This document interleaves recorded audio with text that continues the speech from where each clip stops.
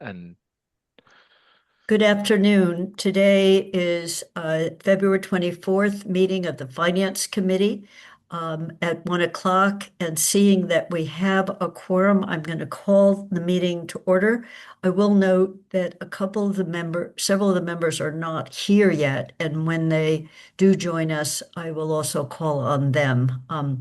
There are three members, now there are four. So my first order of business is to make sure all members of the committee can hear and be heard, and I'll just call out your name as I see them on the screen. Lynn, Present. Kathy's here. Jill, Here. Council Brebeck, Sam, Present. and we're missing one counselor and right now we're missing both of our non-voting resident members, but I think we can start. And Athena has joined us. We start our meetings with public comments, and if there are people in the audience who have public comments, now is the time, and I'm opening up for public comments. And I see there are four people, and I see two hands up. So Sean, if you make me co-host, I can bring them in. Otherwise, you have to do it, or someone else has to do it. I'll bring Deb in, but I did make you co-host, but Okay. I'll bring Deb in. Deb Leonard's our first one. Okay. She declined to be promoted, so let me try just the allow to talk. Okay, Deb, you have joined us. If you unmute, you are present, and we're doing up to 3 minutes. Can you hear me? Welcome. Thank you. Thank you for the taking up the financial orders from yesterday evening. I actually haven't looked to see that if that's actually what you're doing. So if I'm not accurate, I apologize. It's been a bit of a whirlwind here. I would like to say that the document from the town manager about the regional school process has a lot of higher level information, but is lacking a lot of important nuance. So I really just want to encourage people to understand that there's a lot more that went on in that process than perhaps that document conveys. And I also would like to emphasize, because I heard a lot last night about the region being its own municipality, which of course it is. Would like to emphasize something that wasn't brought up last night, which is it is a municipality without fundamentally the ability to generate its own revenue. So the revenue does come from all four towns, which make up the sending districts that compose the regional school district. Thank you. Thank you, Deb. And we have Rich McLean, you Rich should be able to McLean, speak. you have joined us. And if you state who you are and where you're from, we welcome you. Hi, I'm Rich McLean. I live in District 2. I just wanted to encourage the Finance Committee to recommend the free cash be used to repair the middle school auditorium roof, and to do so without conditions. The town enjoys a lot of benefits from that building, including the auditorium, that the other towns simply do not, and has been with very little cost for a long time. I think now is the time to use that free cash to repair the auditorium roof, because I think if we were to wait, if and in the future we're able to get the other towns to support this, I think we would still end up paying more money than we would now without their support, just from cost expansion with time. Thank you so much. Thank you, Rich, and thank you, Deb. And I see one more hand went up. If we can remove the I brought in two. Maria. Okay, Maria, you've joined us. Great. Thank you very much, Maria Kapicki, South Amherst. Let me lower my hand. I think that at this meeting, you guys are going to be talking about some future agenda planning, and I am very much hoping that you dedicate a full meeting or at least a very thorough analysis of the library building project, about sources of funding, where we are, when the whole thing. You guys know what we're looking for, cash flow analysis and all that, borrowing, details on the borrowing and so on. I hope that is something that the Finance Committee takes up and soon. Thank you very much. Thank you, Maria, and thank you, Deb. That is all the hands for public comment. So I'm closing the public comment period. We're not exactly sure whether Shannon will be able to join us today, but to the extent Shannon is the Director of Finance, and I don't see her in the audience right now.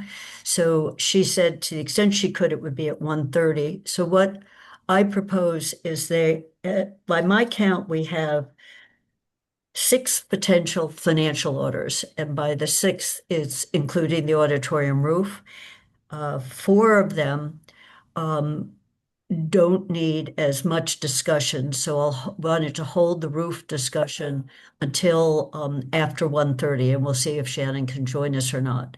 So I think both for Councilor Breivik and Sam McLeod's benefit, Sean, it would be good to walk us through these financial orders and how this whole works, because some of them, like the transfer from stabilization fund into capital, just to walk us through. So it's financial order 12A, 12B, 12D, and 12E. Those 4 orders, start Sure. with those.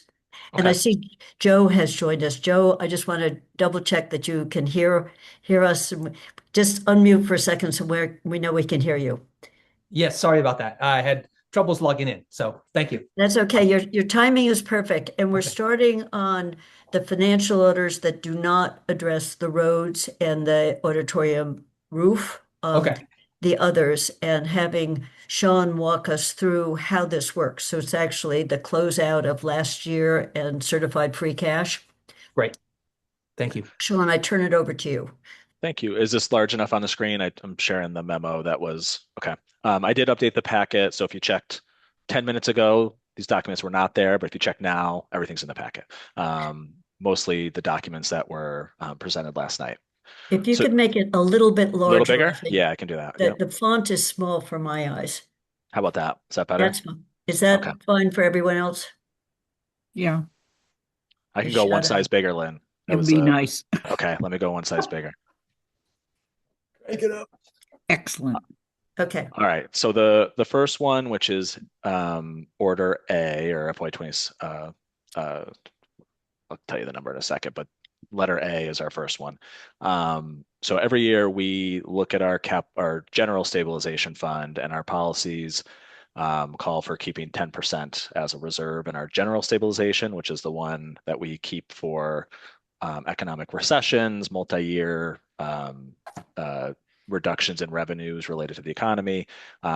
So we look at our balance at the end of the fiscal year, compare it to what 10% of the operating budget would be, and then we transfer any excess into the capital stabilization fund.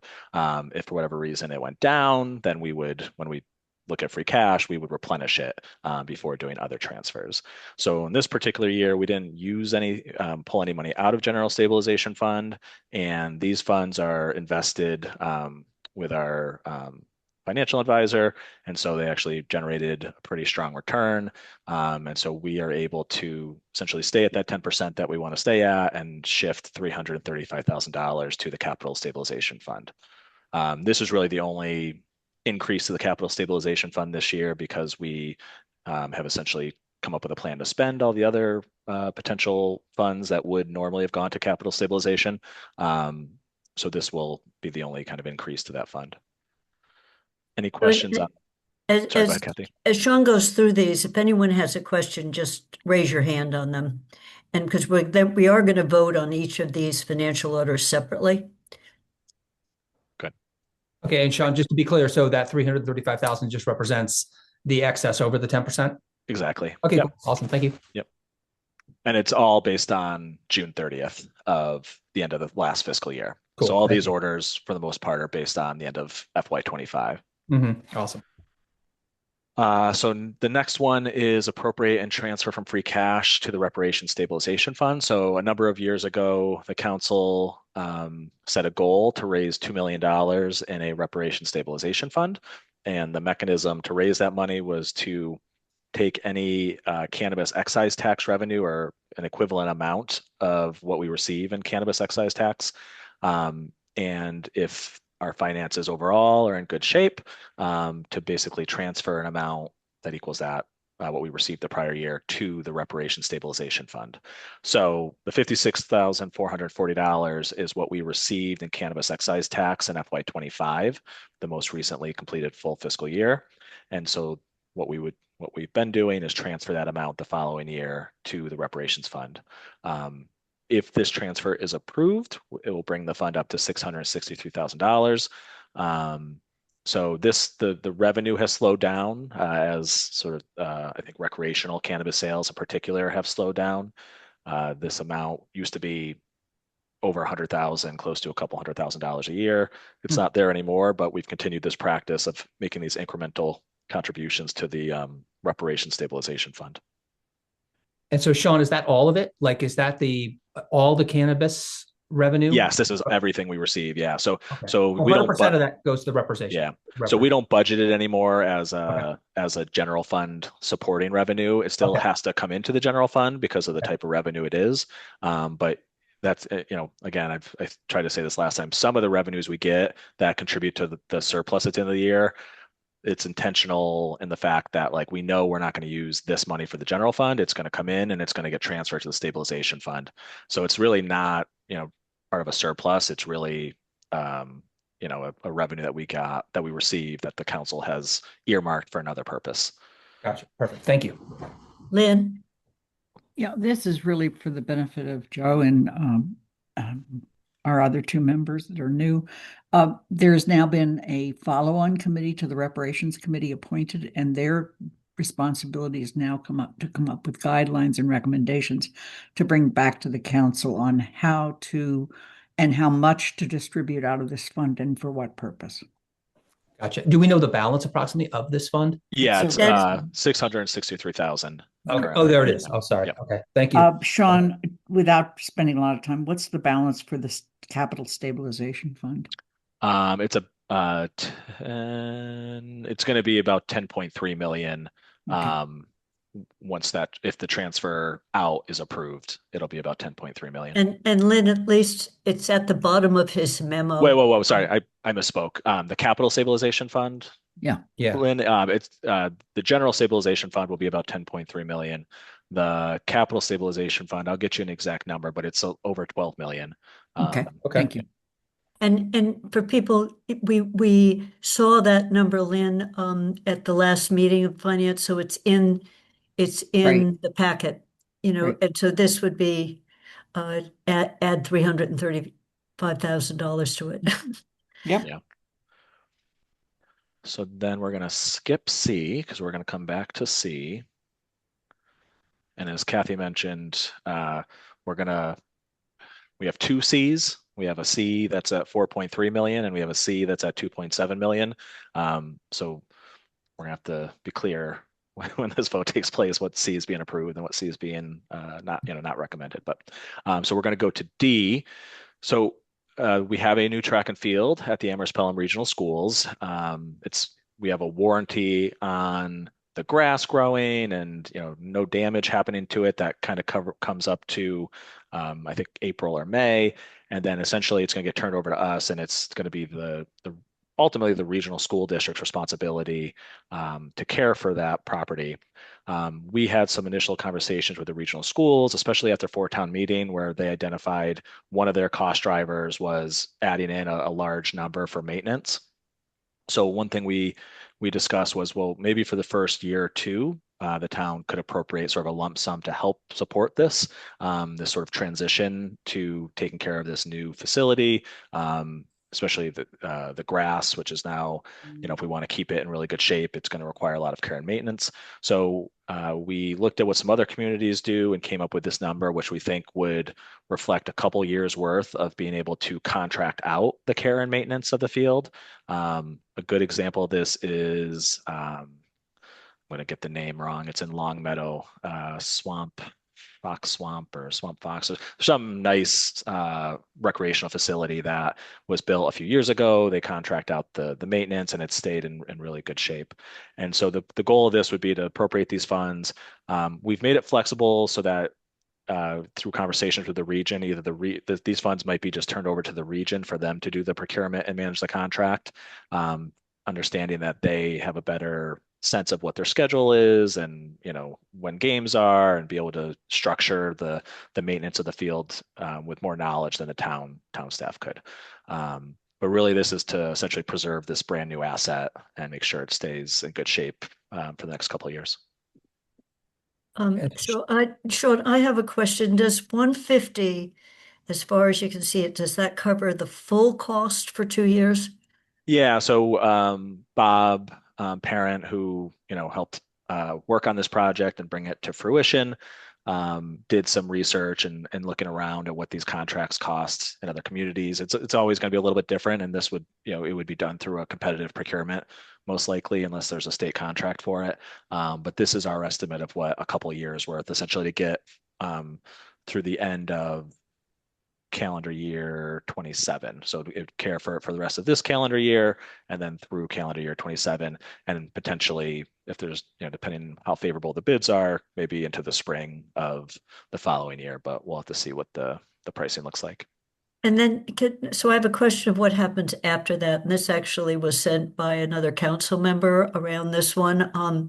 So my understanding is up until now, well, we've got this beautiful new facility. We sort of shared it.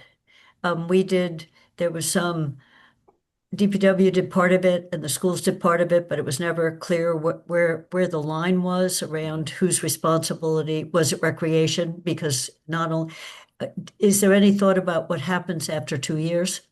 So that's sort of the purpose of this, is for really the region to take the lead, since it's their facility, to take the lead on how to approach this long term, knowing that a few months from now we're going to need to be able to care for this. We wanted to get this in place, but I think all those things you described are what would be worked out over the following year plus. Again, ultimately, it's the regional school's responsibility. And so it would be up to them to determine, would they want to continue to contract out maintenance of it? Do they want to use in-house staff and build capacity, some partnership with DPW? Those would all have to be talked about. But this would make sure that we have funds in place to care for it right away. I see Lynn's hand is up. Lynn?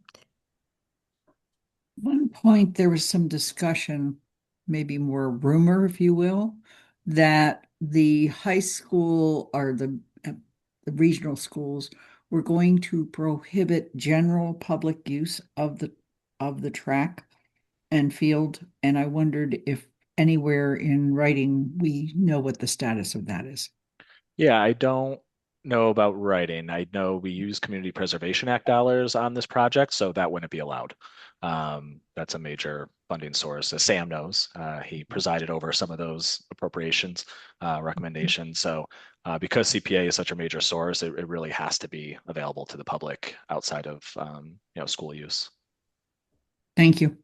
And I think that's where the tension has been in the past, that it's not just used by the regional schools, in terms of whose responsibility is it. So you've answered my question. I just think it's in the future. This is going to be worked out. I see Paul's hand is up. Yeah, so there are two features of it. One is who maintains the fields, and actually the schools do have a former DPW employee who now works there, who's very good at turf management. But it's also who schedules the fields, because one of the biggest challenges is who says no, you can't use the field today; it's too wet, and that really lands often with the athletic director who's scheduling school sports. And then there's there's a companion field, which is the community field, which the schools use quite frequently for their baseball, for football, and softball, which the town maintains. And of course, we don't charge them for any of that. So, they're you have to look at both of these fields as companion locations. Okay. Joe? Hey, Sean, thanks. Just quick, I just want to make sure I get this straight. So this $150,000, this is coming from free cash? Is Yeah, this, it okay, would does come this from come from free like a cash. stabilization fund or like, No, this is coming straight from free cash. okay, So the sort of the end of year surplus revenues, okay, unspent expenses go into free cash, and then okay, we transfer into those other stabilization funds from free cash. gotcha. Um, and this again, this is sort of a one-time capital expense for a multi-year contract, and then we'd have to figure out the maintenance after that period of time.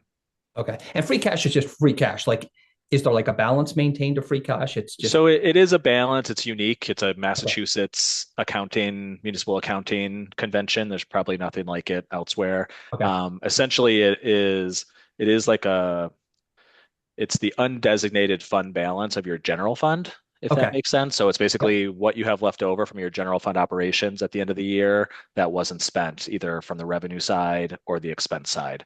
And okay. it only exists for appropriation from the date that the state certifies it until the Oh, end of okay, the fiscal year. So we have to get okay, it certified every year. So it was late certified this year. Typically, we get it certified in October, November.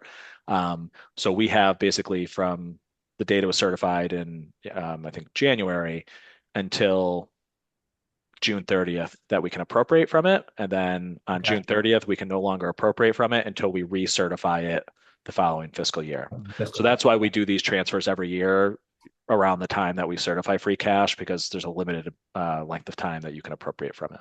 Okay. I appreciate that. I'm sorry for the No, it's a question. confusing, Yeah, it's so municipal many piece. buckets. Yeah, I just want to get it clear. Thank you. Lynn? Um, but Joe, Yeah. in fact, the CPA reference is initially to fund this project. The schools went to each of the four towns and each of them voted some of their CPA money for this. In addition to that, however, Mm-hmm. Amherst gave an additional 900,000, I think, Yeah. Mm-hmm. as Yes. a gift. And Okay. the reason I want to stress that now because it's going to come up Come later. up again with this Yeah. roof, right? You got it. Yeah. Thank you, Lynn. I appreciate that. Yeah. And I don't know if all communities voted CPA. I know Pelham definitely did. Yeah. Thank you. But Thanks. all towns did contribute somewhat towards the track because there's a portion that is borrowed by the region that will be paid by all four towns. So Yeah. Okay. I remember reading that. I just couldn't, when it gets down to the buckets and where it's coming from, I just try yeah. to be clear on that. So I appreciate that. Thank you. Sam, you're muted still, Sam. Just to follow up on your comment, John, other towns did contribute after Amherst made the award.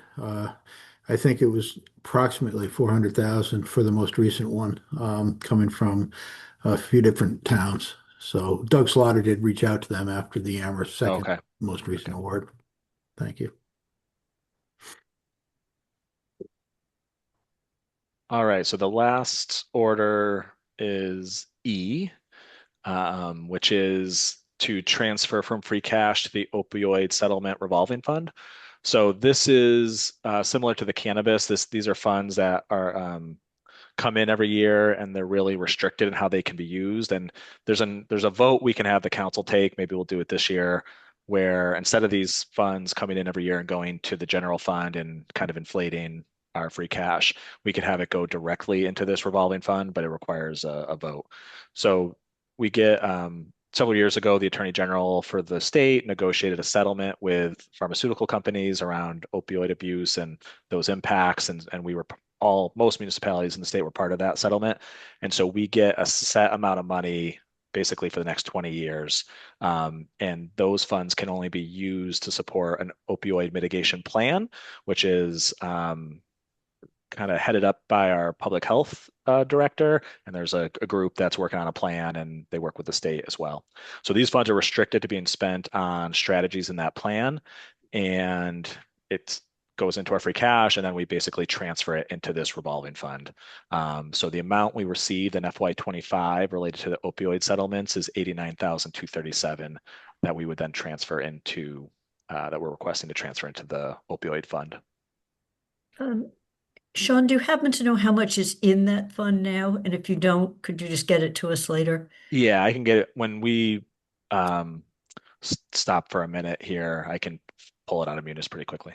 Yeah, I'm just curious because I know people there, a survey went out with potential uses and preferred uses to townspeople, but what you just said is we haven't spent any of it yet until we've come up with a plan, right? So I just don't know how much money is in it. And Yeah. I always wondered how much of some of our general public health and or some of the work that Crest does might qualify for since we're dealing with people who have drug-related incidents. So in any case, I just wondered how much is in it. Hmm.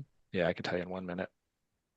And Sean, is that 80 in line with that question? Is that 89,000 sort of what on average what we're getting every year? Is that pretty much close to it, or does it vary? It is a set schedule. It's gone up since when I left a couple years ago. So I think Okay. there's a couple different settlements with different companies that are sort of overlaid on top of each other.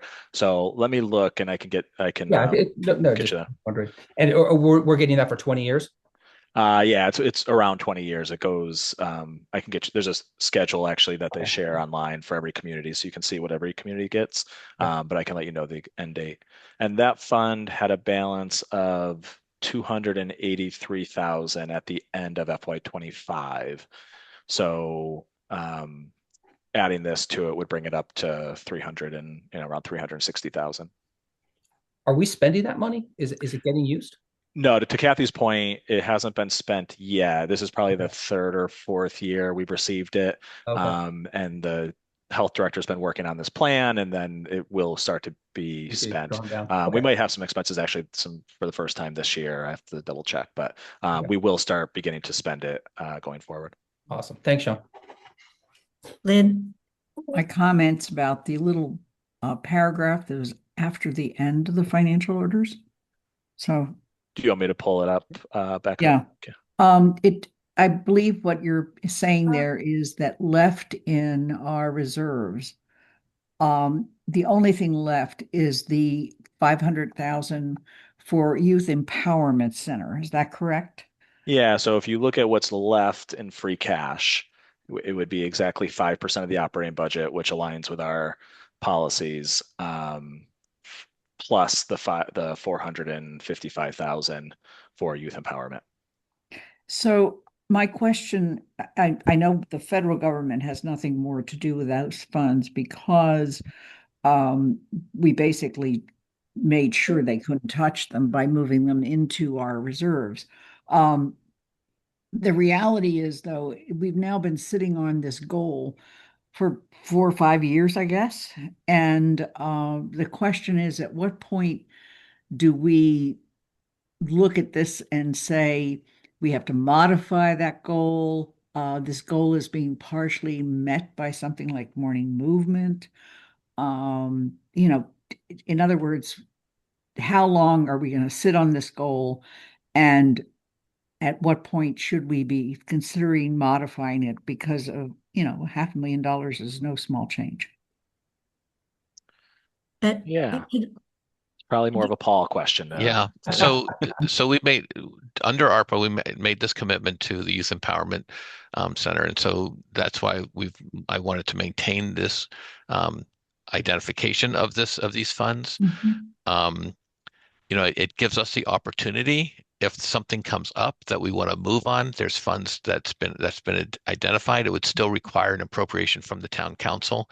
Mm-hmm. So right now it sits in our reserves, just like any of the other reserves. It could be allocated for anything that's a legal thing. But right now, I don't think we're. I want to keep it segregated in terms of like that we've identified it at least as it sits in our reserves. If the council wants to sort of suggest something different, I can listen to that. Thank you. And am I correct that the only other money that was in there was the money for the senior center, and we're now actively spending that? Correct. Okay, thank you. And I think earlier today I was talking to a counselor who's sort of like, can you just walk me through these numbers again? I think this chart really does sort of summarize everything. Yes. Can you just sort of walk us through and like highlight the sections, Sean, because I think this is Okay, an I want important to chart. Paul, I just want to follow up on Lynn's question and then have Sean do it. So Sure. in terms of carrying this 455, I always questioned it because if we're talking about staff, it's operating costs and we don't have room for operating costs. If we're talking about physical space, it probably doesn't buy us very much. And there's a long-term potential that maybe we develop the Wildwood property and we have it on the first floor and make that a senior center and we could use bangs. So I'm just wondering whether carrying it makes sense as opposed to putting it into roads and sidewalks or putting it into the capital fund, just rather than carrying it. So that's my question on carrying it. If, as Lynn said, it's kind of 5 years now, it may even be six, Lynn, that was it was put on an ARPA list with no clear way to use it in a way that we could sustain it. So that was the issue. We couldn't pay rent for a place and we couldn't staff it. So it's just my question, and maybe we don't have to resolve it this year, but we're carrying it as almost a $500,000 that's just sitting there. So would that be bringing it up at the council level to say, So I think this would be something you could put in your budget guidelines. okay, thanks. That's a good Okay, idea. so you can go back to going through this now. Thanks. Yeah, this will be really quick. So our free cash was certified at 10.2 million. Again, they certify it whenever you get them all the information, but they certify it back to July 1st, beginning of the fiscal year. So this is technically as of July 1 of 2025. And what we've proposed in transfers is the 89,000 for opioid settlements, the 56,000 going to reparation stabilization fund, the original order C, which was for roads and sidewalks at 4.3 million, 150,000 for the new fields at the high school, and then this 455,000 that we were sort of earmarking for youth empowerment. And that leaves us with a free cash balance of 5.17, which equals 5% of the operating budget. So what will be left in free cash if all these orders are approved, or approved, maybe even if we split the 4.3 differently, we'll be left with 5% in free cash plus this 455,000 for youth empowerment. And just to backtrack, Sean, on the ARPA funds that we secured and protected them, it was about 3.9 million, but we used some of last year's free cash for the Bang Center, and now we're replenishing that to get us back up to the 5 million. So we drew, if you look at a financial order from a year ago, we drew down on it, but now we've gone back up. So that's why we're at the 5 million. I'm correct, right? Yeah, so that Yeah. 2.8 million that was appropriated last year would have come out of free cash. So that would have brought us lower by that amount. And this restores us to 5%. So it was a flow of funds in and out, but we had secured it. I mean, but the federal government allowed us, if you looked at the closeout of the year, we put it on a health insurance line, knowing that we would generate a huge surplus on that, and that was an allowable place to say we've spent it. So then it made the money be usable, all of that money be usable to us, because we had to use it or use it or lose it by the end of a particular calendar year. Yeah.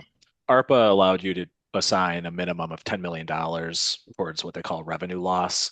And our total ARPA allocation was only a little over 11 million. So essentially the whole allocation we got from ARPA, we could have essentially just taken it as revenue loss, which means you can use it for any governmental expense. So are there any questions on the 4 financial orders that Sean just went through? So that's the one on the transfer from the excess on the stabilization fund to the capital reserve, the reparations fund, not the roads, we're skipping that, the field maintenance for procurement for 2 years, or the opioid. If there aren't any questions, I will make a motion because I believe we need to vote on each of them. We can't vote on them as a group. Am I correct? Yeah. Correct. Okay, I am correct.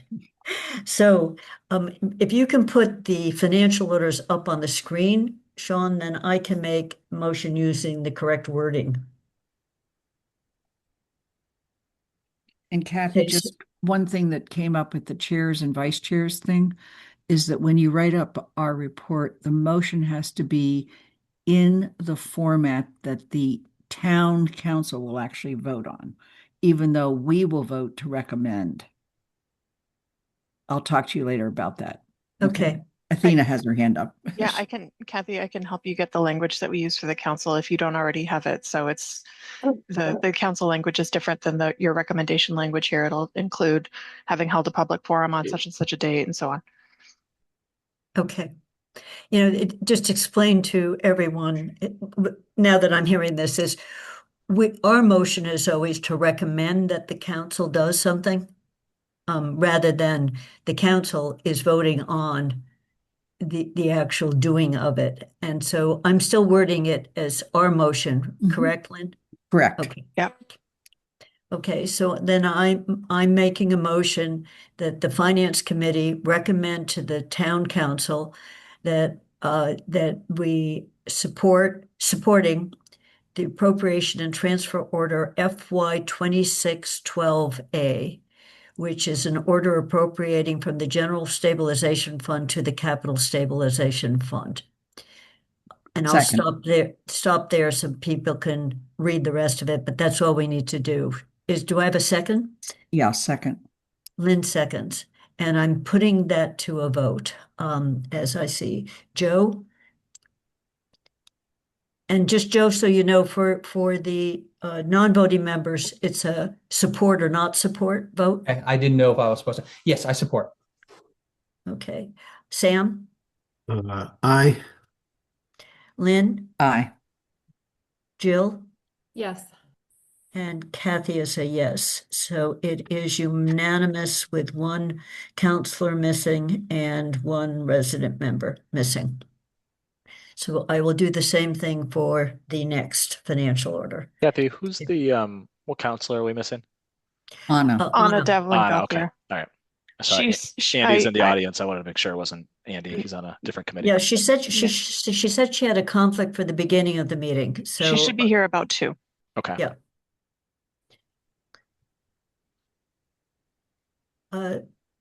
So secondly, I make a motion that the Finance Committee recommend to the Council approval of appropriation and transfer order FY 2612B, which is an order appropriating funds from free cash to the Reparation Stabilization Fund. Second. And I'll put it to a vote. Joe? I support. Sam? Aye. Lynn? Aye. Jill? Yes. And Kathy is a yes. So it is unanimous with one counselor missing and one no vote. Flipping down. I make a motion that the Finance Committee recommend to the Town Council approval of appropriation and transfer order FY 26-12D, an order appropriating from free cash for a portion of the town's capital program for field maintenance of the new track and field. Second. Ismer. And putting it to a vote. Joe? I support. Sam? Aye. Lynn? Aye. Jill? Yes. And Kathy is a yes. It's unanimous. Next. I make a motion that the Finance Committee recommend to the Town Council support of appropriation and transfer order FY 26-12E, an order appropriating funds from free cash to the opioid settlement special revenue fund. Second. And putting it to a vote. Joe? I support. Sam? Aye. Lynn? Aye. Jill? Yes. And Kathy is yes. That is unanimous. So we have done those 4 financial orders. and I will listen to the tape. If the wording is a little off, because I don't do it quite right at libbing, I'll just make sure in the report that the wording reads the same. I think I varied whether it's approve or support each time. So now we go to the one that was pulled out, which is Order 12C. And I believe, Sean, now we have two 12Cs and we have a new 12F, where the two 12Cs is one is for 4.3 million and one is for 2.7, which is reduced by 1.6 for the new financial order, which was 1.6 for the auditorium roof. And Sean, you can just quickly explain this for particularly for Joe, who wasn't there last night, and then we'll open it up for discussion. Sure. So the orders recommended by the town manager last night included an order to put $4.3 million into roads and sidewalks. The discussion at the council was to potentially pull out 1.6 million from that 4.3 to put towards the middle school auditorium roof and reduce the road order down to 2.7. So essentially the same total. It doesn't change the overall free cash numbers, but just splits that 4.3 million up a little bit differently. So this memo essentially just shows what those orders would look like. So this would be a new transfer order C, which would reduce the road appropriation down to 2.7. And then this would be an altogether new order, which would be F, which would appropriate 1.6 million for the middle school auditorium roof. And one thing I want to just clarify, because I know there was conversation around an intermunicipal agreement and different things being part of an intermunicipal agreement. We would generally require an intermunicipal agreement under any circumstance just to outline the relationships of the parties. We generally don't just give gifts with with nothing that sort of documents what it is. So last night there was talk of an intermunicipal agreement that had some like sort of specific components to it. This is not that. This is really to outline that there are two parties where the town is essentially contributing this portion of money to pay for the entire roof outside of the regional agreement, which typically governs how facility improvements are done. And it would also outline what happens if the project comes in under 1.6 million. So we would work with the regional schools to discuss, are we doing this as a reimbursement basis where they pay it and then they bill us, or are they going to get invoices and then submit a claim, like a request for funds? So we would work all that out with the regional school district in this intermunicipal agreement. It would not include, unless voted otherwise, it would not include some of the other things that were discussed last night. Okay. Is there any obligation from the other towns towards this? I mean, we're putting in 1.6. Is there any? So Joe, that was the discussion last night, is that this has Amherst paying the full estimated cost of it for a couple of reasons. One is the timing was off for the other towns to go out to their town meetings. And that's one of the reasons. And the other is that a few of the towns probably can't stretch that far, and that the urgency of it is trying to have the money available at the same time the rest of the roof is being done. So you have one construction project rather than restaging again for the auditorium roof at some later date. It was said last night, and then I've had a couple notes that this, for a variety of reasons in the fall, slipped through the cracks and didn't go on the larger capital plan of the region, even though it was perceived as urgent. There was some turnover in the school committee members, and there was more focus on the operating budget than there was on the capital budget. So last night's discussion was around, is this a 1.6 million gift, basically, from Amherst that we're willing to pay all of it, or do we attach any other kind of language that we expect the towns at some point or the region to pay back some of what have been the other shares? So our share would have normally been something over 1.3, in that range, if the other towns each had their proportionate share. So the council last night voted not to attach language that would require a contingency, but ask that the finance committee talk about it and make a recommendation back to the council. And for everyone who was there last night, tell me if that's a reasonably accurate shorthand description of about an hour discussion. Yeah. Yes.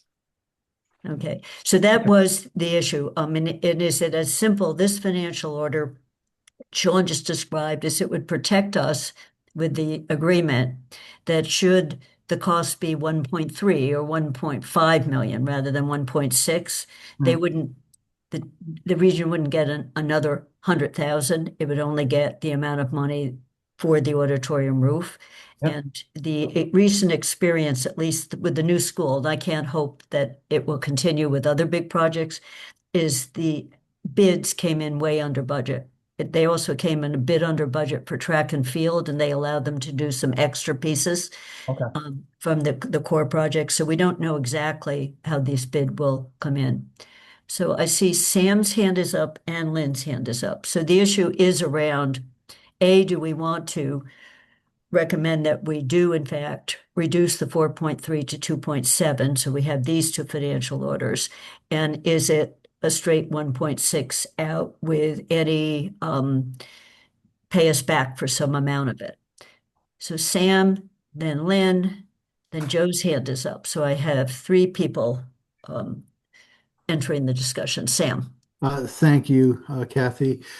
So I was listening to Sean, who referenced that the intent would be for uh, any gift to enter into some form of agreement with intermunicipal agreement. One moment, please. Yeah. Anna is here. Sorry about that, folks. Sam, can you just pause for a second so I can make sure Anna can hear us? Great. So Anna, we basically are just starting on the roads in the auditorium, and we have before us, as you know, one financial order for 4.3, another one for 2.7, and now we have one F that would be for 1.6. So Great, thank you. that's where we're at. Sam. Thank you again. So I heard Sean reference that any gift of this type to the school, regional school, would require some form of intermunicipal agreement. And I'm wondering, one of the factors in this decision process is the timing of it. And I heard at last night's meeting and other discussions that one dilemma is that there's not sufficient time to get approval for any form of intermunicipal agreement. And am I not, did I hear that correctly, Sean, that it would be needed or not?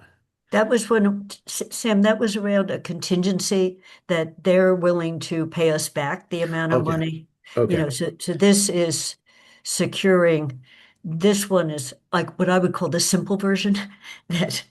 Yeah, you this know, wouldn't have you- any financial strings attached to it. Like there wouldn't be an appropriation from the regional schools or Okay. anything like that. This would really just be mechanical. And if we get asked by auditors why we sent $1.6 million to another district, we'd have something that outlines it.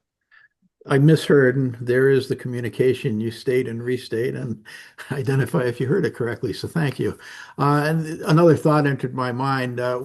I keep hearing, well, if it's less than that, than the 1.6 million, maybe there'd be a reimbursement mechanism in the future. That sounds great. As I listened to that, I kept thinking to myself, well, what if it's over 1.6 million? And I assume that means that it becomes the responsibility of the school budget, not the town. This is just a one-time gift with the town not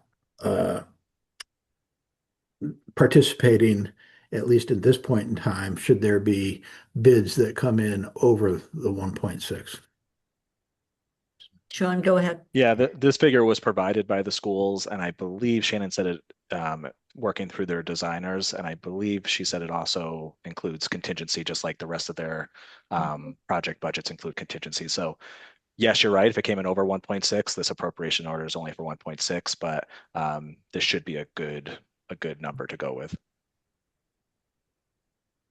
And if it were over, is there an expectation that the town would participate further? Not at this time, or I don't think that's been discussed from what I've heard. I think the region does have some other, the region spoke last night about E&D and stabilization fund, and depending how much over, we might need to come back together. Thank you. Lynn. I actually joined the meeting late last night, so I wasn't prepared last night to really speak to this, but would like to offer some thoughts now. First of all, there is no question that this middle school roof is a mess. I've been in that auditorium. I've looked up and wondered whether or not something was going to fall on my head. And we've had people where that's happened. At the same time, and one of the reasons this whole discussion ever got started was there was a conversation with members of the school committee, basically saying, we can't always help you with operating, but once in a while we might be able to help you with capital. And so this kind of led to, this discussion and eventually to this back and forth. Having said that, what I'm most concerned about is the nuance last night where basically people are looking for Amherst to always bail people out. And Anna made a very good point last night that I can only echo, and that is that my priorities are for the town of Amherst, for DPW, for fire, and for roads. And while I'm going to vote to support this, I really don't like the idea that somehow or another Amherst is supposed to bail out the region. That's my second point. My third point is, and Sean, you've heard this before, I hope somewhere we're keeping a record of all of this so that if in some disastrous situation, the region either dissolved or got reconfigured somehow, that we get credit for the gifts that we have given this region. I think this gift supports the use that Amherst makes of this auditorium, just like the support it makes of the track and field. But I really, we keep getting looked at as the rich sister, if you will, in this configuration. And I recognize absolutely the strain that the other towns are under.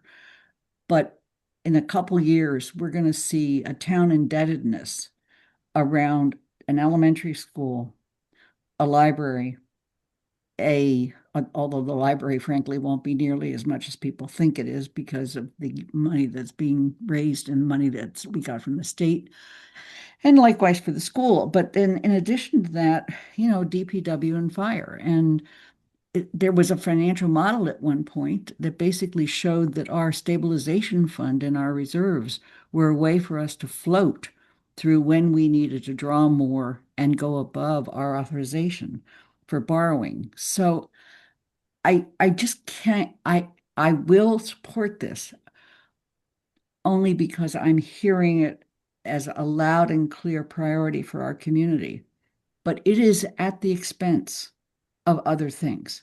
And I really want to make sure people understand that it is at the expense of other things. So there you go. Thank you. Joe. Yeah, thank you. Actually, Lynn just basically addressed most of my comments and my concerns, and thank you for that, Lynn. That was well said. I guess I was going to ask, is there any pushback here about roads and sidewalks, right? Because Amherst, there's a lot of, I definitely understand the significance of the roof, but we're pulling it from roads and sidewalks. Was that discussed? I know there's a lot of action in this town about roads and sidewalks and having them repaired, and that's always a tight area there. So that money coming from that area and moving, was there ever discussion around it coming from other areas or dipping more into some of these capitalization or stabilization funds? The one question, and it was only partially answered, but I thought it would be good to get Paul and Sean now, or to get it back in our record, is spending 1.6 million less on roads what does that give up? What A happens lot, as a to, percentage, right, of our. that clearly it means less, Yeah, yeah, definitely. the simple answer is it means less, but Paul, we had a follow-up from the president of the council on, do we have any kinds of estimates on, she used the PCI, which may be the index of the road, that spending that much less, what do we lose on our index that where we thought we were going to get, what are we giving up on roads? And I know some of this is difficult to estimate because having been around the road world a little bit of while, one kind of road costs us a lot of money when we're taking it down to the dirt. And another kind of road when we're just fixing the cracks and the holes in it costs another kind. And our roads vary from need to take it down to the dirt because Yeah. it's gone too far versus we can do some road surf. We've got one up in North Amherst that I think it might be better to let it go to the dirt because then we could grade it. Yeah. And, because you can't grade it with the tar that's on it right now. So Sean, I don't know whether there's any way of quantifying that, but that was basically, it's clearly that much less. And I just want to make one point, the 1.6, our share would have been 1.3-ish. It's not, I mean, we're not talking about the whole 1 points. If we said this is an urgent thing and if the timing had been different, we'd still be facing this. So I just wanted to ask that because Joe is asking, Sean and Paul, is there anything we can say, what are we not doing on roads, or how much are we not doing on roads if we go this route? So I mean, Guilford would be the best person to speak to it. I don't know what the list is that he has queued up. Ultimately, every year they go out to bid, and so it's somewhat a function of bid prices and the cost to repave roads and the type of repavement, as Kathy mentioned. So it's hard to say exactly, but we can get that information from Guilford. I mean, There've been like an average of the prior years that we typically spend on roads and sidewalks. Yeah, I mean, this is more. So I think the context you don't have, Joe, is that the council asked the town manager to come up with a multi-year plan to improve our roads. Yeah, And okay. so this, I'm just going to share my screen quickly, if that's okay, Kathy. This was Yeah, shared absolutely. with the council last night, I believe, Okay. which is kind of our financial, it's not the roads that are going to be replaced, it's the funding and use, kind of the inflows and outflows of resources. Yep. Okay. And essentially what it equates to is roughly $5 million a year for the next 5 years. Not exactly the same amount every year, but it comes out to about 5 million a year. And that number comes from our public works department. They have a software that every year they measure the condition of our roads, and the software is advanced where you can input different levels of investment and funding to replace roads, and it will model out based on your priorities and where your worst roads are. It'll model out the impact that has on the overall condition. Essentially, every year we get a composite number that scores kind of all of our roads in aggregate, and we're somewhere in the 60s, which is not where we want to be. We want to be higher than that. We want to start going up. Yeah. And a $5 million investment every year over the next 5 years essentially prevents us from getting worse over that span. Where if you look at the few years leading up to this point, we've slowly been getting worse and worse each year. So it's a big increase in funding for roads compared to what we've done the last several years. If you look at this plan, which shows on the top different funding sources. So Chapter 90 is state money that we get every year. We potentially might get more this in FY26. There was a supplemental appropriation for 300,000. This is sort of the ongoing amount that we're expecting.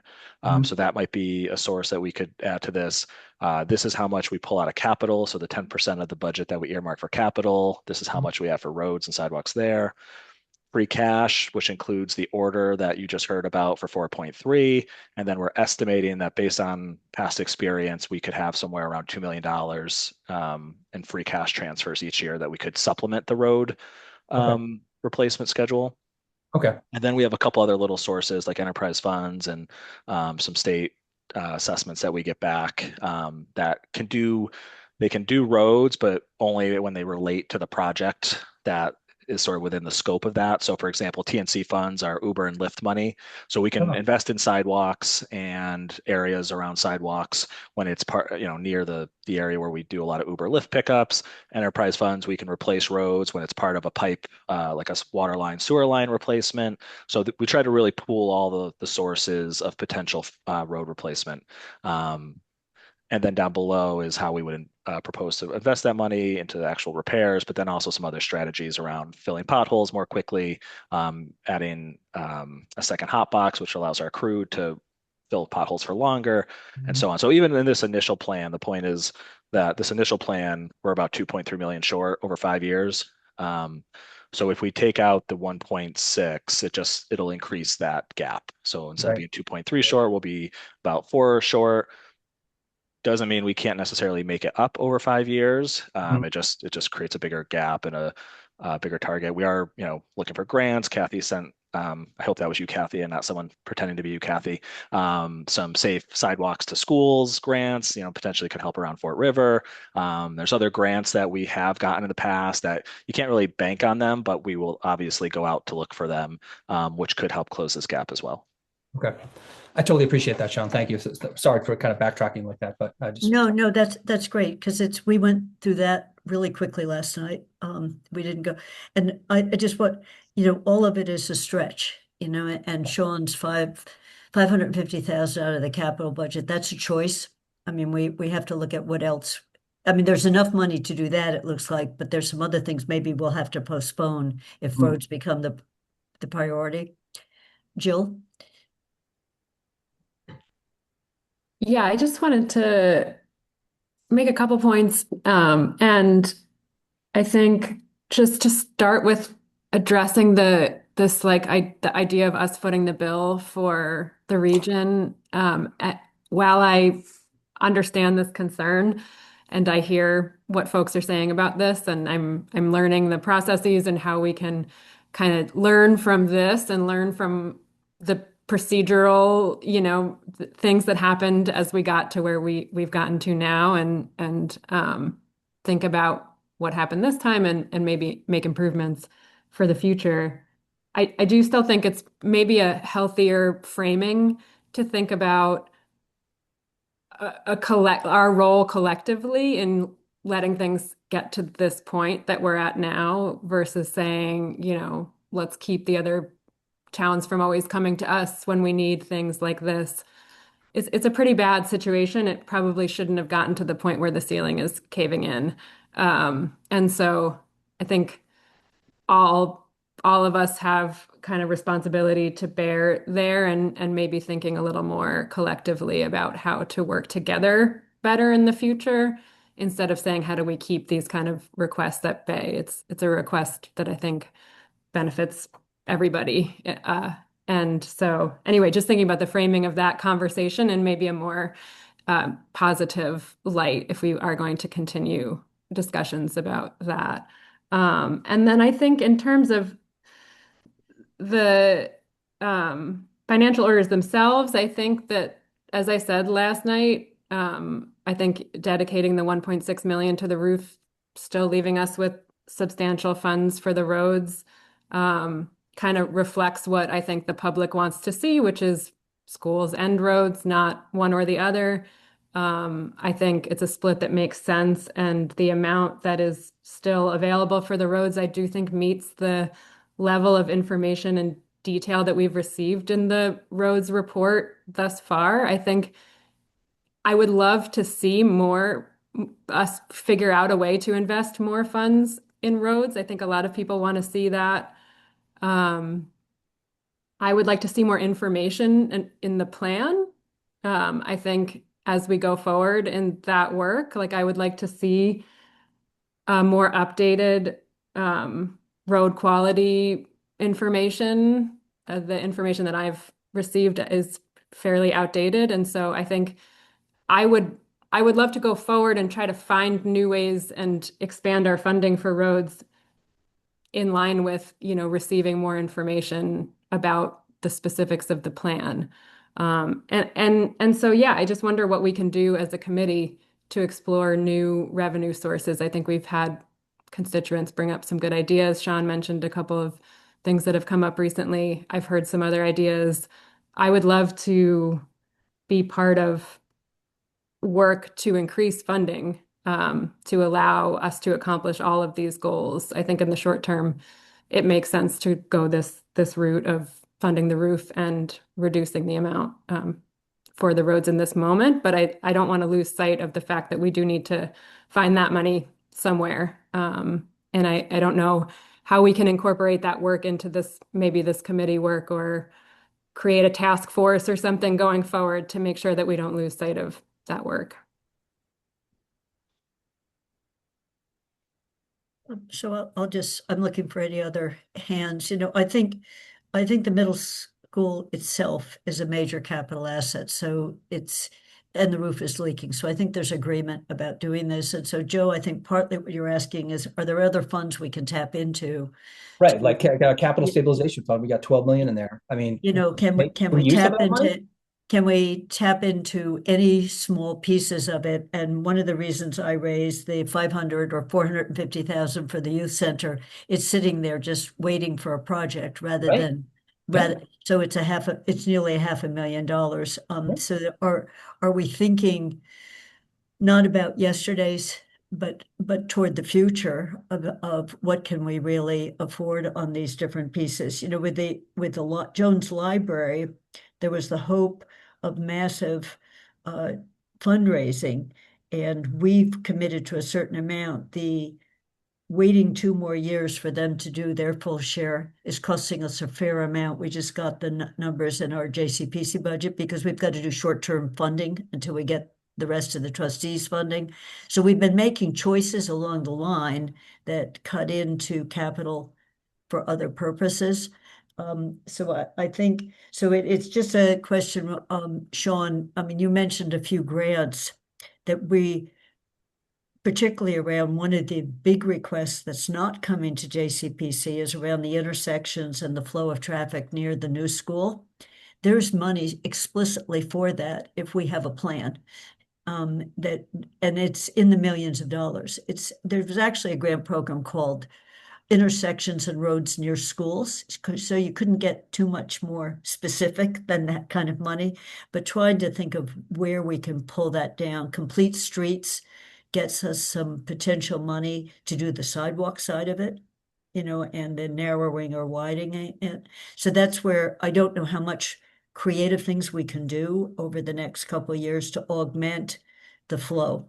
So I don't know the answer to that. And maybe, Sean, you can augment, or when I do this write-up, of thinking creatively about those other sources. And Lynn has offered, and I guess other people working with her, UMass has a large amount of property with a large number of cars and trucks that drive on our roads. And pilot programs are something that recognizes that the wear and tear of our roads is not just by, it's because there's a major enterprise in our town that doesn't pay property taxes. So that has helped us a bit to move to mileage under Chapter 90 to get a bigger. We used to be capped at about 900,000. So that Chapter 90 money has gone up over $1 million because Joe Comerford went to bat for us and made us count miles. So where can our state legislators come in and say, if you look at the roads immediately around UMass, you can get a sense of what that traffic is doing, that as soon as we fix them, and they have a piece, Sean, right? A few of the roads UMass has to do, but most of the roads leading into UMass is the town's responsibility. Yep. Yeah, no, absolutely. Yep. No, I think North Pleasant and University Drive are all us. So Anna. Thank you. And I apologize for being late. I had a meeting that I couldn't reschedule at 1. I want to caution, Joe, you mentioned the Capital Stabilization Fund, and I think my flags in my brain always start flying when people mention pulling from these other funds, because we've been building them up very intentionally to pay for DPW and fire. So I do get concerned about pulling from that for roads. That's my first thing. I support all of these other methods for gaining revenue, of course. Things like redoing the pilot formula to recognize use is really important. We mentioned that to Mindy and Joe, and we would be kidding ourselves to think that that's going to help us in the next year, 2 years, 3 years, right? These are long-term efforts that are going to take a lot of advocacy and a lot of sustained pushing. So yes, we should do that, and we should not be relying on it. So I want to just reiterate something I said at council last night, but I think maybe I can be more eloquent earlier in the day. The money that we're talking about here for paving is additional money for paving. This is what we try to add whenever we can, because we know that the cost of paving has gone up exponentially. We know that our roads need it. We know that they're being damaged. No one is denying that. And we have a project coming that is urgent and necessary. I would rather pull from this quote unquote bonus paving money or supplemental or however you want to call it. It was not in the original budget. I would rather pull from that for this school project than let this school project get worse. I think that in terms of Amherst supplementing the other towns, I also don't want my meaning to get misconstrued here. I believe that whoever can step up should step up. And if right now that's Amherst, I think that that should be Amherst.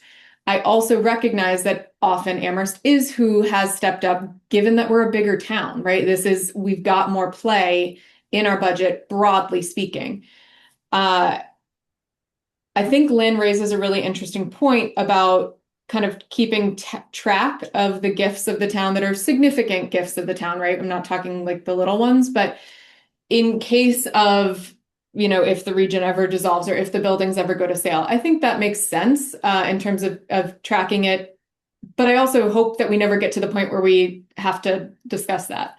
So I don't know that it's necessarily I don't see that as a negative. I don't see that as a not trusting the other towns. I see it as just, taking stock in the amount that the town has provided to the buildings. I also don't even know if that's possible. Sean will probably tell me. But so broadly, I do support this. I think that we always should be giving our supplemental, when we can give supplemental money to paving, we should. That's great. And the amount that we can give this year is less because we should support the middle school auditorium roof repair. That's kind of my one sentence take on it. Sean? No, I just wanted to quickly say, what I've said in the past is I worry about the precedent. Like I understand that this is a unique situation, so I get it.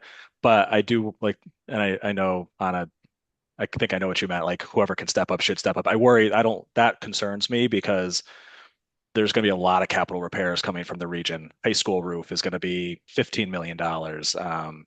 The other things at these buildings, which were built in the 1960s, are going to be coming up. And I mean, I think doing this is one thing, but my hope would be the council would make it clear that this is a one-time exception, and that the norm is that we go through the regional agreement, which is a legal document that all 4 towns signed to maintain the buildings. That regional agreement talks about how operating costs are assessed. The Amherst moved and agreed to a change with how operating costs were assessed several years ago, which sort of disadvantaged Amherst at the time, but Amherst did it. The way capital costs are allocated in the regional agreement are by EQB, which reflects the property wealth of every community. So it's already sort of reflected in how where our major sources of revenues come from. That's how the debt is divvied up by property values. So again, I think I understand the concerns and the urgency around this project, but my bigger concern is setting this sort of message that we will continue to do this for these large repairs when we know there's so many things in town that we have to, plan for. And Sean, I think we can write our report to say that, and the council can write a report to say that. And when you look at the future, it's a question of not just these buildings, but all of our buildings. We've got some big ticket items coming up for Crocker Farm, which is not in the regional agreement, but that's where we're doing better. But Jill's point about how did we get to this situation where, and one thing I just want to see before I call to you, I had one person say, what happens if we just wait for MSBA? The original estimate for the roof was $3 million, the whole roof. And we waited for the MSBA to get us eligible for a while. They weren't doing any accelerated repair. And for the part that MSBA funded, we're up to 10 or 11 million 5 or 6 years later. So the cost of waiting, aside from what it does to the building, of letting water seep down the walls and into it, is not necessarily going to save us any money. And I think I will get that when we booked that $3 million, Sean, because I went back thinking what the cost. We booked it a long time ago. I mean, when I think you were still finance director over in the schools. And then we decided, instead of doing whatever we could do by ourselves, to wait for the MSBA 66. It's a substantial share that they pay. So Sean, you may remember the timing on it, but it just sat Yeah. there for a while. No, Yeah. no, I think what I would say is, so during COVID, construction costs exploded across Yeah. the board, right? I think that's it. Typical inflation for construction was 5 or 6%, and we went from seeing school replacement construction cost per square foot of around averaging around $400 or $500 to an 800 being like the exception to 800 being the norm. So I think you're right. Waiting is always a risk. I totally agree with that. And that was a very unique period. Not saying it wouldn't happen again, but this was a unique period. And some of the history around this too is there was a time when whether or not we were going to stay in the middle school was a real question. There were studies about consolidating buildings to help protect the academic program, knowing that the high school once supported around 2,000 kids, and now the total enrollment between the high school and the middle school is around 14 or 1,500. So there were studies and plans done to see, could we fit the middle school into the high school? And at the time, it was like, well, then we're going to be cautious about investing in a new roof if this building might be mothballed, or part of it might be mothballed, if we're going to just maintain like the pool and the gym area. So that was in the mid 20, around 2015 in that range. But that's some of the context for that. Sam.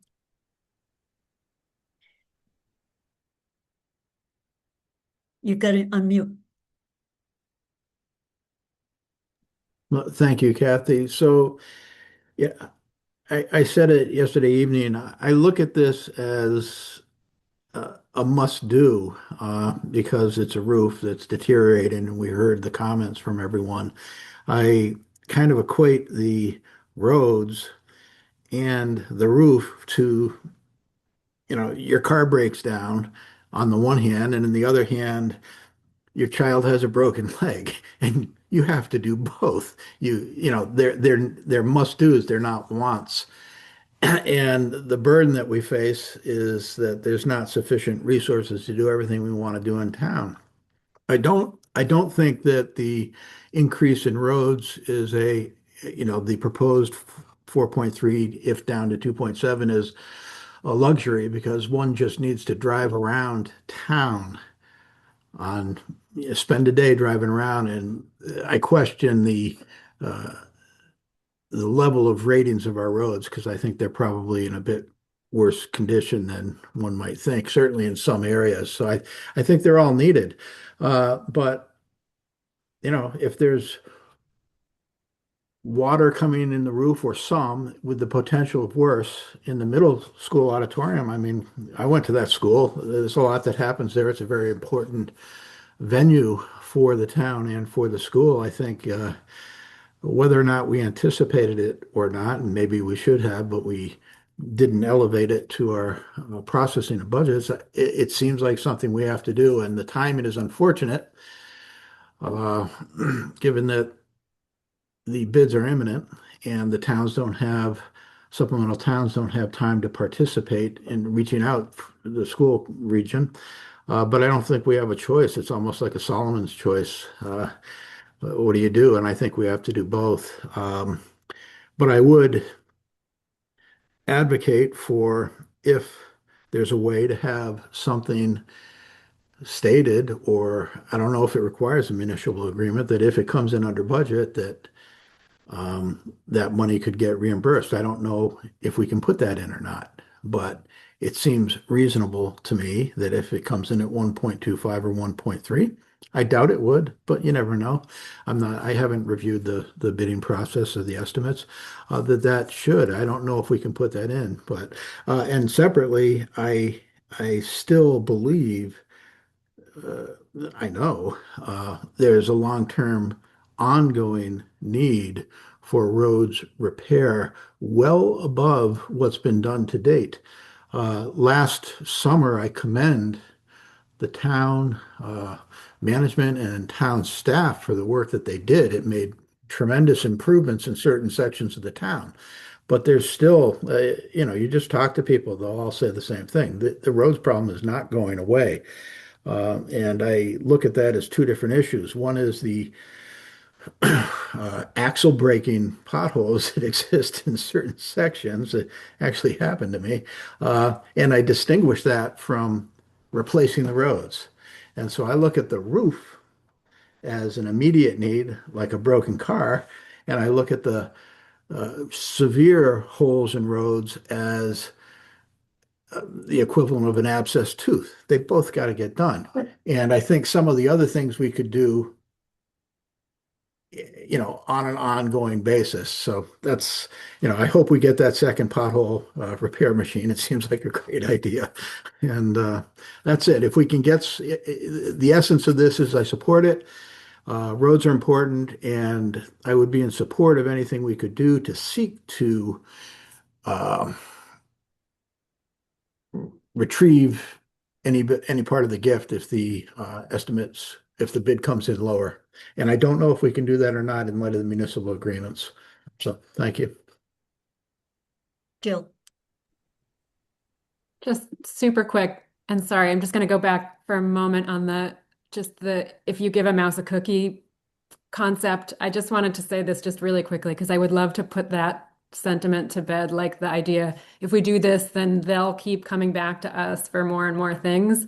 I just, again, and because I'm not sure if I said this as clearly as I wanted to, I think it's just the idea being that if we think that other towns will come to us for other large expenses, instead of saying, like, let's get ready to say no. Let's get ready to show them and send a message to them that we won't keep doing this time and time again. I think the message that we want to send is, we see that there are big expenses coming up. We are going to do a better job of planning, or we're going to keep communication open around those things, especially when there are things that we see coming. I think we really just need to show that we're preparing well.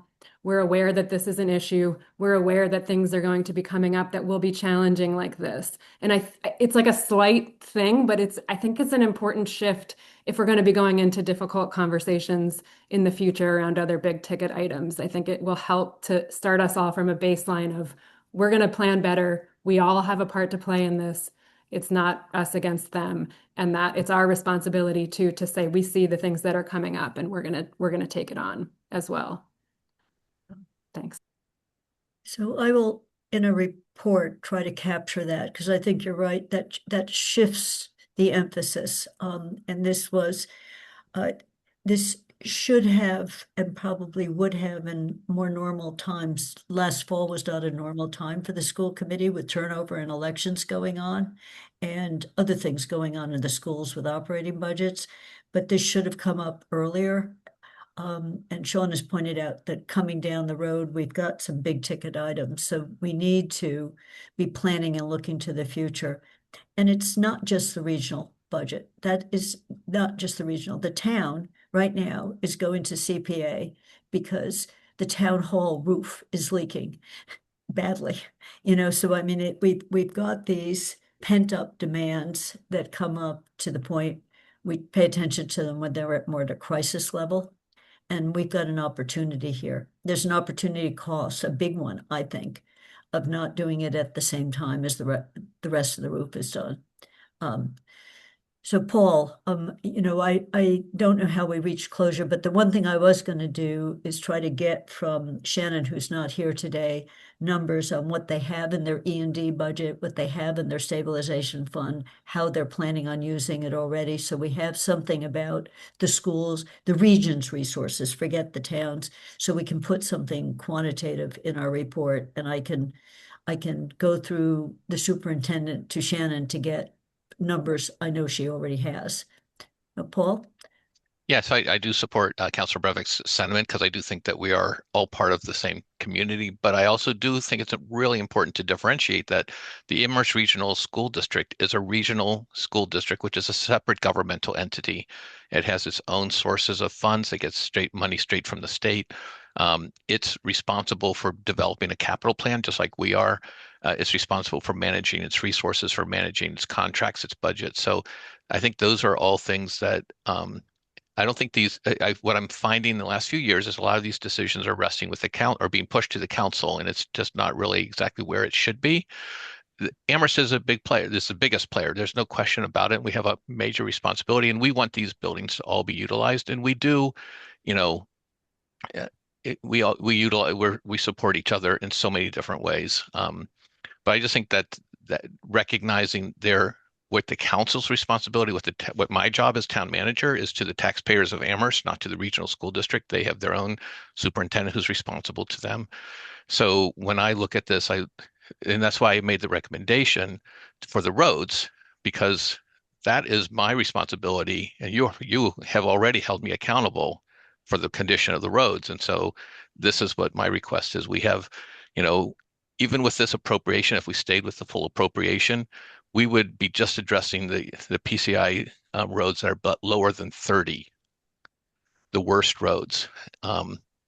So we are just with the reduced appropriation, we'll be doing fewer of the worst roads than we would otherwise do. So it's very real choices. I don't envy your decision, because I think that they're both very strong needs. I think I read the council where you are, and so we'll obviously work through whatever it is that what you choose to do. But there are two very strong needs there, just as you all have said. But I do think that we should be recognizing that it's not the town council's responsibility to fix the problems. It really is the school district to come up with a plan, with a proposal to deliver to the towns, the 4 towns, and say, here's what we need and here's how we're going to manage the resources. So I'm looking for any other hands on other points. Or are we ready to put this to a vote? And we basically have all the money goes to roads, or we have 2 financial orders. One is 2.7 for roads and the other is 1.6 for roads. So I think what I'm hearing is that we're going for the 2.7 and the 1.6, and we're voting on those 2 financial orders. And then we're writing a report to explain that decision. Sam. Thank you, Kathy. Given what you just referenced, would an indication if bids come in below Yep. for the roof be in the report or in the motion? And Sam, I can just tell you that will definitely be part of the intermunicipal agreement. Like that's not a maybe, that's the reason for it. So Okay. I can alleviate your concerns. We're not gonna, if we give them 1.6 and it only comes in at 1.4. I don't know if we're gonna just give them the whole amount up front. It might be more of a submit invoices basis, which we would pay the exact cost. So just so if you're concerned about that, we'll take care of that with the intermunicipal agreement. And it would be segregated to the specific increase related to the auditorium, even though there's a larger project. Yeah, they've bid this out so that the auditorium pricing is completely separate from the rest of the roof. Okay.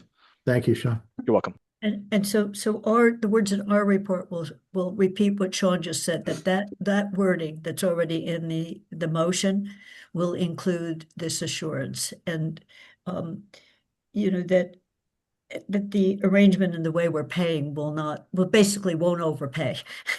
but I'll write the words. Lynn. I just want to confirm that our vote for this 1.6 million does not have any contingency or expectation of reimbursement from other towns. Because that was one of the things that got removed last night in the vote. And one of the things that the council expected us to discuss, but I'm assuming that our vote will be a straightforward $1.6 million gift.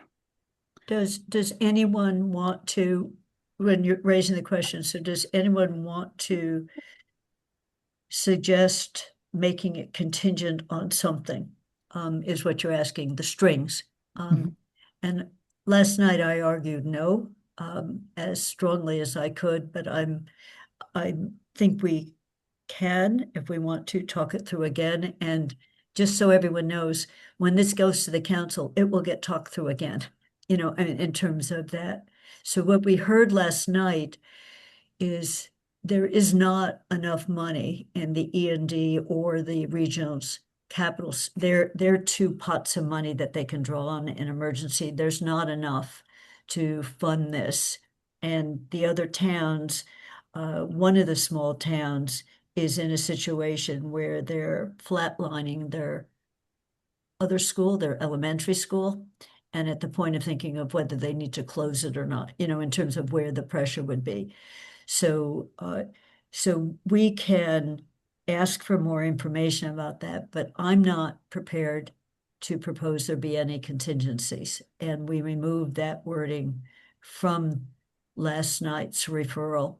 So I'm happy to hear if anyone wants to reconsider that, and what they would make it, and what anyone here would want to make it contingent on. So Lynn, your hand is up. You raised it. Well, no, I'd like to hear Sean's comment on that. I had another comment. Okay. Sean. Just quickly, the order recommended or submitted by Paul includes no contingencies other than what I talked about, just outlining the arrangement, the mechanism with which money would be provided, and ensuring that it only covers the exact cost of that portion of the roof. I also just wanted to flag, not rushing this discussion, but we do have updated FY27 budget projections that I would like to get to if we can, because it's actually some good news. I like to share good news more than I like to share bad news. So I want to, if we can, make sure we have time for that as well. Okay, so Lynn, you go. Yeah, one other comment, and that is that I believe we have a Four Towns meeting on this Saturday, and at 9 o'clock. And, in the spirit of what Jill has been stating, what we really need to do is encourage the four towns, meaning the regional schools, to lay out their longtime capital needs in a realistic manner that lets all of us, the four contributing municipalities, understand what we're facing. And I will just warn you now, it's not pretty. We've seen some estimates and it's not good. So thanks. So with that said, and I will write some words on all of this, but are we ready to put this to a vote so that we can get to Sean's good news?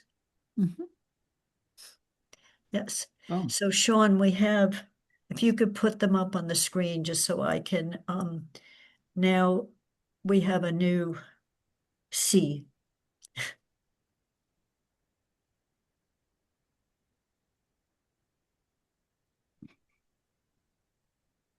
Can everyone see that?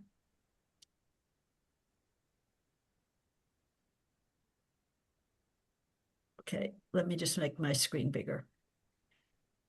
So I make a motion to recommend to the town council appropriation and transfer order FY 2612C, an order appropriation from free cash, a portion of the town's capital program to roads and sidewalks. And in this case, I'm reading the rest, for a total of $2.7 million. And to meet such appropriation, transfer 2.7 from free cash for appropriation, and further authorize the application for an acceptance of any gifts and bequests or grants. Is there a second? Second. And I'm putting that to a vote. I'll start with Joe. You need to unmute.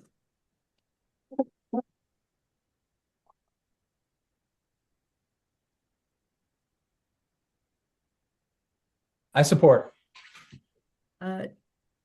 Lynn, Aye. Jill, Yes. Sam, Aye. Anna, Aye. and Kathy is an aye. And that's unanimous with all 5 councils present and 1 non-voting member absent. Now we go to the new letter. I make a motion that the Finance Committee recommend that the council approve appropriation and transfer order FY 2612F, an order appropriating from free cash for a portion of the town's capital program replacement of the middle school auditorium roof. And this would be the town appropriate the sum of a total of $1.6 million to pay for the costs directly related to replacement of the middle school roof, and meet such appropriation, transfer 1.6 million from free cash for the appropriation, and authorize the application and acceptance for gifts and bequests or grants. Be it further ordered that the town manager is authorized to enter into an intermunicipal agreement with Amherst Pelham Regional School District for the purpose of replacing the Amherst Pelham Regional Middle School auditorium roof. Is there a second? I'm putting it to a vote. Joe? I support. Lynn? Aye. Jill? Yes. Sam? Aye.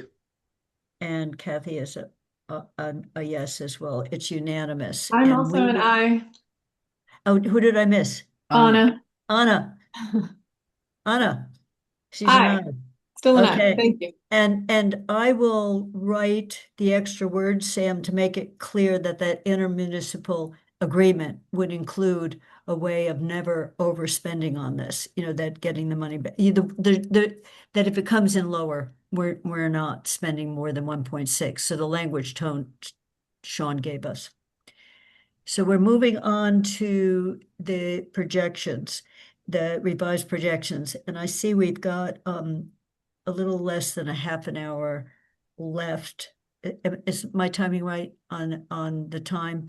So I want to get people's input. I put a revised schedule in the packet. Look at it. And the big thing to note is in May, I chose a date for a second meeting, and I just need to hear from people. You can do it by email if that meeting date works. So in the month of May, we'd be meeting twice a week, and I picked Thursday as the second day, and it was 1 to 3.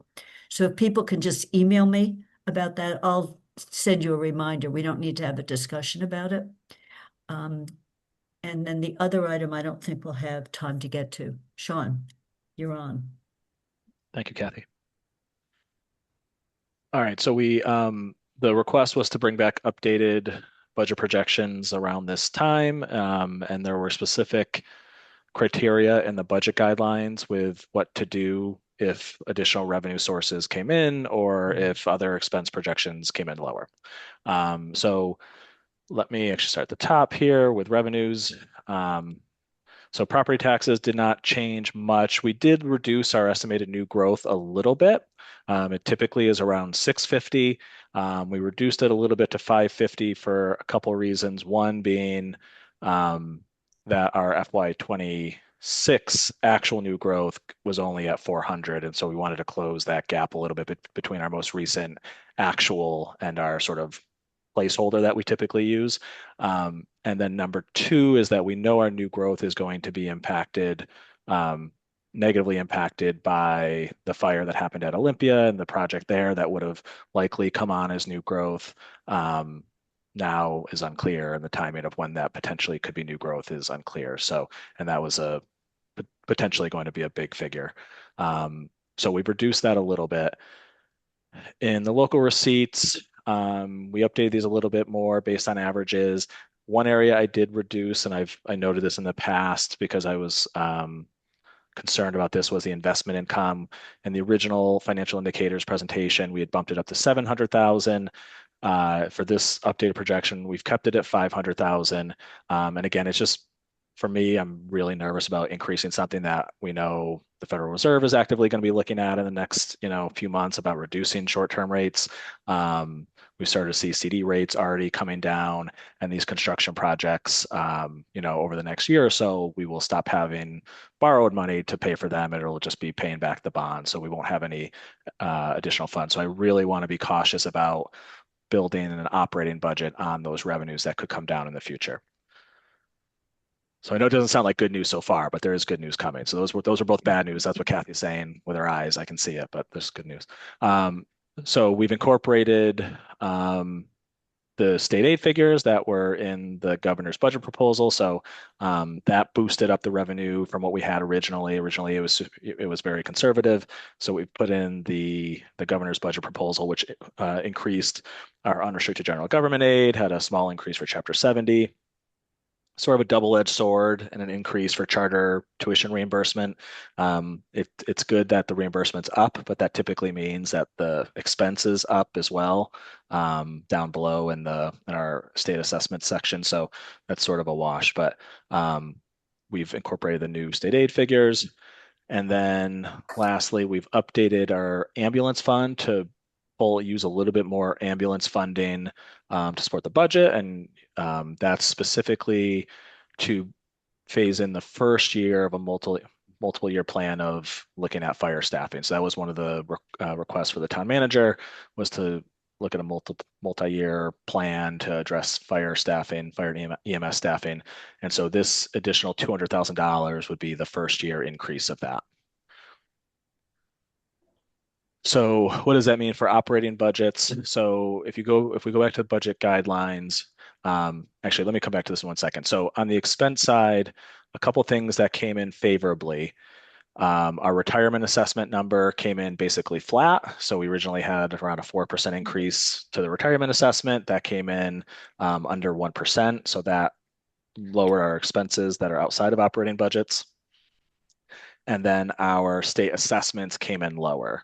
And that was a little bit of a unexpected situation. Our PVTA assessment dropped significantly, and we called them to try to figure out, why is this a mistake? What's going on?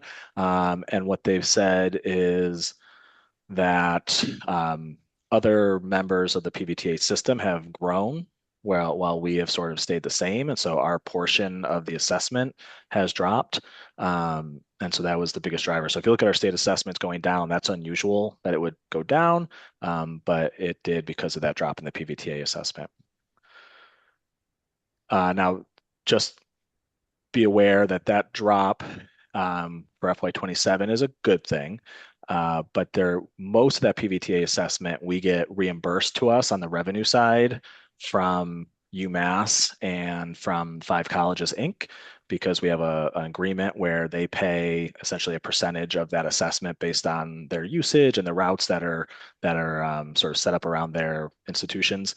And so there's a lag in the reimbursement. So for FY27, it'll be really good. We have this lower assessment, and their reimbursement will be based on a prior year, which is higher. But that will eventually catch up the following year and then the year after that. So there will be a little bit of a catch up in this drop, but it should be manageable.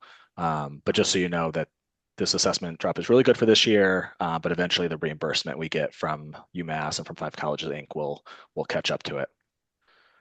So all of those things that are sort of moving in positive directions.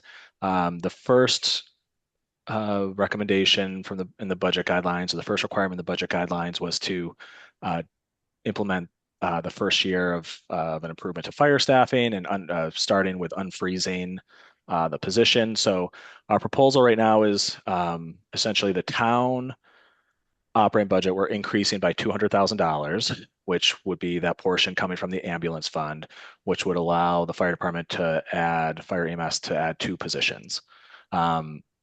Possibly, we'll have to see what positions they fill and how much they cost. So, 2 is the number that we think is the safe number with that increase. Then the next criteria in those guidelines is to restore the one-time support from FY26 for the elementary schools. So we've added to the elementary school base this 269 that was not in there originally. That is now in the base for FY27 that any increase would be applied to. And then the third criteria was then to allocate any additional funds or proportionally to all departments. So essentially, all departments are getting a 3.85% increase as a result of this. And then there's the additional ambulance funds that are being used specifically for those additional EMT firefighter positions. So the net result is, let me see if I can pull this down a little bit. So in our original financial indicators presentation, the increase for the town was based on a 3.5% increase was 1 million, and now it's 1.3. The original increase for the schools was, including that one-time funding going away, was about 700,000, and now it is going up 1.3, or sorry, now it's going up 1.1-ish, so it's about a $400,000 increase for the schools from the original guidelines, and then the regional schools and library are going up 3.85% instead of the originally presented 3.5%. So it's a little bit more money for everybody, and then the elementary schools get the 270,000 in their base, and the town gets the 200,000 added from the ambulance fund. And this all gives us essentially roughly spends the resources that are available. And it keeps capital at 10.5%. Any questions? You don't look as happy as I was hoping. I was hoping for more smiles. No, it's great news. Okay. Lynn, you go first, and then I have a question. It's great news. It's great news. I think it's going to be very important to make sure people understand why the town and the elementary school is higher, because initially people say, oh, then everybody should get the same amount. But Sean, excellent news. Thank you. Yeah, no, I think you're right. We have to definitely communicate that. I think the one I'll say, complicated piece of this is the regional school assessment. So it is good that the regional school assessment from Amherst is going up. Just know that that does have a ripple effect with the other towns as well. And so it'll be interesting to hear from the regional school committee and from the region how they want to handle that.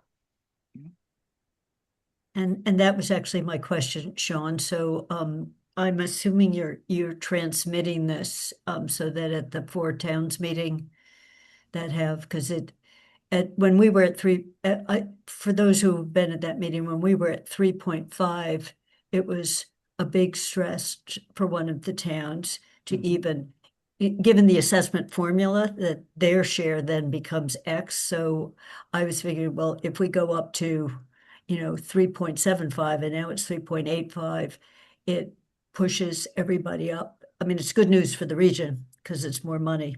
But so they will get this information. Yeah, Sean? so I will send this, I was hoping Shannon would be here to hear it directly, but Shannon and I talk regularly, so this won't be a surprise to her. But I will send her these specific numbers so she has them for her planning. Okay, then the other thing I wanted just to double check, but also point out, if you look at, let's see, which year? Okay, FY25, stay on the expense. If you look at the actual for capital, it's higher. When we do what we just did with free cash, if we move it into roads or something, it becomes capital. So it's more than that 10.5. So in some years we have spent, so I'm looking at FY25. That's correct, Sean, right? Isn't it that? Yeah, I can that's- double check it. That's I wasn't here for that budget year in particular, but I can double check. But it would have been around that. What you'll see, Kathy, is down below where the cash capital line is. Right. That's where right. the additional That's where the additional money will come in. additional appropriations would come from. Because Yeah. I don't think we were ever as high as 10.9, but I don't know what where. It's probably because it was 10.5 based on the budget, and then we didn't spend the full budget, so the percentage, inflates a little bit. if the budget, if less was spent, because the prior, now it's being based on actuals instead of budget. Yeah, so when we move money in that wasn't in the original budget, it shows up a year or so later to Yep. be in the budget. It's the only point I wanted to make. We're in FY 26 right now, that closes in June. So everything we were just voting on free cash is this year, this fiscal year, unless the town decides not to spend it till the following. Yeah, we'll put it in this. So that since those, it all depends on the order. So if it's a 26 order, which those were 26 orders, so that they can be spent immediately. Yep. So you'll see that show up in 26. The next time you see it. Right, so that 26 line is going to be higher, the total amount, wherever Sean puts that line on. So I don't know whether people follow me, but we've just moved money into the capital budget by allocating free cash to capital spending. Yeah, so the roads and sidewalks, the likely it's the 150,000 for the maintenance of the fields, and then the 1.6 for the roof, if that gets approved, is, I don't know if that's not, that might show up in a different spot under trying to think where that would show up. Yeah. That might show up in a different spot. I got to think about where that would show up, because it's not you don't have to technically part of our answer it right capital now, plan, yeah. but yeah. So are there any, other than this is great news, and I'm sure people are getting a little texts of hoorays, but thank you, Sean. As you John, said, it's great. the investment income, is that just primarily in the two stabilization funds? Does that make up the bulk of that? No, actually, it's none of the stabilization fund. So, Oh, really? Okay. So stabilization fund interest has to stay within the stabilization fund. Okay. So this would be free cash. This would be, all of our revolving funds, and Oh, okay. Okay. And so who manages the capital stabilization fund and the general stabilization, that 22 million or yeah. so? So our treasurer technically is responsible for all funds of the town, but Okay. for anything that's in a stabilization fund that potentially is invested in, let's say, medium term or longer term investments, Okay. we have a financial advisor Yeah, it's just that. Okay. that we work with. Yep. Awesome. Thank you. Are there any questions in this? And I before we open the meeting up to the public, I explained that I can't see anything right now for some reason.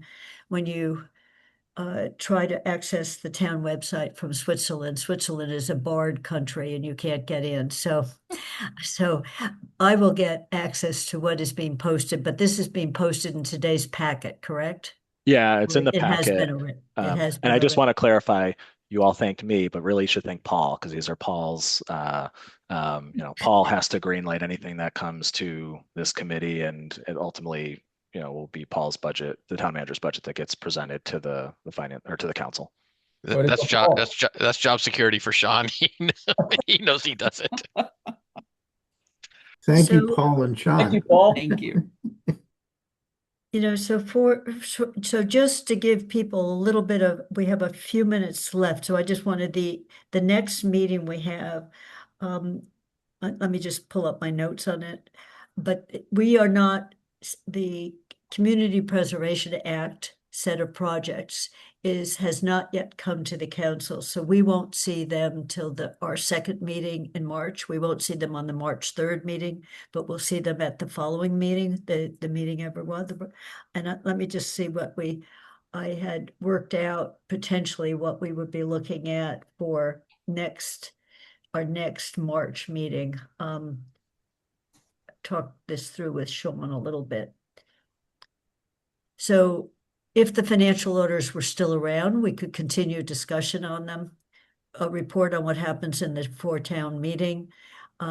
Then Anna's, your request on should we start meeting earlier or meet with some departments. Sean thought he could report back to us and we could have a discussion on what that might look like in October. So right now, I don't think anything's coming to us from the council for that March 3rd meeting. So when we look at the schedule for the May meetings, I also noticed we weren't meeting enough times in November to do to do our guidelines. So I suggested a potential additional meeting. So instead of having that discussion today, we'll have that on March 3rd, just on its schedules for the year. And I can give a bird's eye view going forward for, things like when we'll be doing the regional capital budget. Are we going to have that as a piece, and when to schedule hearings? The finance committee schedules the budget hearings.